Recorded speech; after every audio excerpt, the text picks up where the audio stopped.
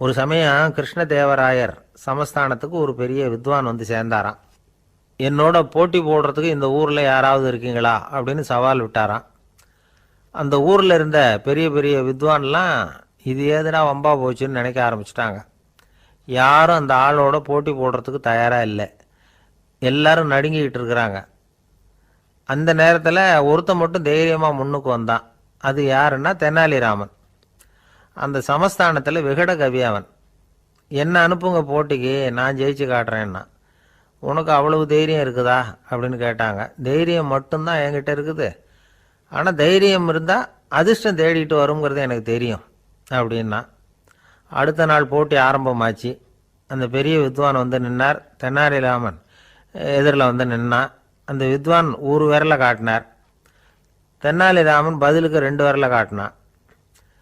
வித்வான் 3 விரலை காட்டினார். இவன் உடனே 4 விரலை காட்டினான். உடனே 5 விரலை காட்டினார் அவர். தெனாலிராமன் உடனே தன்னுடைய கை முஷ்டியை காட்டினான், கையை மூடி காட்டினான்.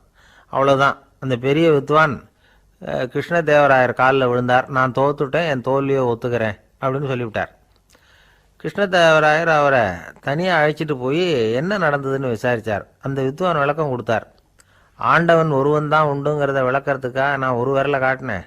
அப்படி இல்லை, சக்தியை சேர்த்தா சக்தி சிவன் 2 பேர் உண்டுன்னு உங்கள் வித்வான் 2 விரலை காட்டினார். மூர்த்திகள் 3 பேருங்கிறதுக்காக நான் 3 விரலை காட்டினேன். வேதங்கள் 4ன்னு சொல்லி ஒரு 4 விரலை காட்டினார். பஞ்சபூதங்கள் 5ன்னு நான் 5 விரலை காட்டினேன். அதையெல்லாம் அடக்கி ஆளணும்னு சொல்லி அவர் கையை மூடி உறுதியாக காட்டினார். அடடா, உங்கள் வித்வானுக்கு எப்பேற்பட்ட அறிவு! அவர் தான் ஜெயிச்சார், நான் தோத்துட்டேன் அப்படின்னார் அவர். அப்படி சொல்லிவிட்டு அவர் போயிட்டார். அதுக்கப்புறம் தெனாலிராமனை கூப்பிட்டு என்னப்பா நடந்தது அப்படின்னு கேட்டாராம். அதுக்கு தெனாலிராமன் விளக்கம் கொடுத்துருக்குறான். அவன் முதல்ல என்னை கொன்னுடுவேன்னு அந்த வித்வான் ஒரு விரலை காட்டினான். உடனே ஒரு 2 கண்ணையும் தோண்டி போடுவேங்கிறதுக்காக நான் 2 விரலை காட்டினேன். உனக்கு நாமம் போட்டுருவேன்னு சொல்லி 3 விரலை காட்டினான். அதை அழிச்சிருவேன்னு 4 விரலை காட்டினேன்.